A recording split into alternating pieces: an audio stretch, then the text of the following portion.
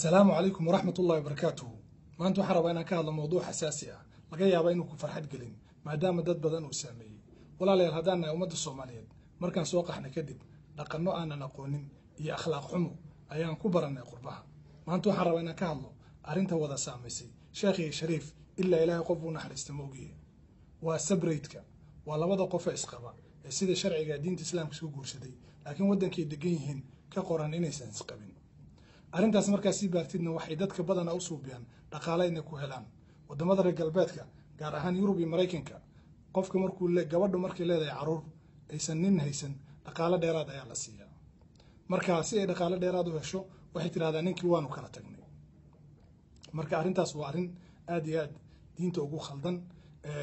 dhibaatada ay leedahayna waxa kamid ah in cunugii markii uu dhasho gabadhii la yiraahdo yaa ka dhalay markaas ay leedahay saaxiibkii وجبر حجابا وجبر مسلمات وجبر أسطورا وحين لا ذا صاحب بعد علي قال هذا وحيس ودين يسا ومية إسلام كم يقول لي إن صاحبتنا بلا قلنا ولا هذا ومي ما أقول إسلامك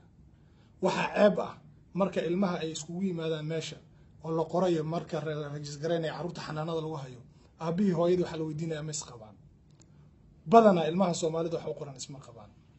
قال هذا كشقين يسوحس ليهين وردت كان محاكو داعي oo ay u kala tageen waxa jirta niman Soomaaliyeed oo guriyihii laga soo saaray ma taqaana arintan darteed markii ay wareereenna saas ku bilaabay balwad baaritaan markaan suubiyay ama aan xogta si baaray arintan waxa aad u xiiseeya oo ragga ku cadaadinay waa dumarka waxaan la ilaahay ka cabsada raggiina si sharci kula daga oo iska daaya beentan aad leedihiin ninkan baa iga dhalay saaxiibkii ragga waxaan leeyahay gabadhii sabrid ka dalbataa caadi u fur run u fur ilaahay ka cabso oo aad ogtahay ilmaha dhashay waxa la leeyahay saaxiibtinimo ku dhashay xataa waxay arintaas keentay sumcad xumo in islaamkii khalad laga fahmo gaaladii waxay leeyihiin islaamku ma ogola saaxiib gabar xijaaban oo asturan oo Soomaali ah wali Soomaalidu aad ogtiin diinta dhaqan xagga dhaqanka iyo muuqaalka ku fiican yihiin laakiin arintan waa lagu ibtilay وجبر واحد أركز حجابا وشان عروضته شان تعرض واحد على صاحبك حاجة مرك الله فيريو ندام كودن كجرا أرنت سؤال لي سمعت حمين نقولتها وحكى له عيبة مرك المها اللي قروح أنا نضل كانوا ولا رجيس جريني أبي هو يدمس قبان ماي اسمه قبان قفك مرك ليس كلا فيريو سومالي ده وحكي سمين اسمه قبان هذا أنا قبل سنة كستوي ده ليس أرنت سؤال أرن آدي آدوحن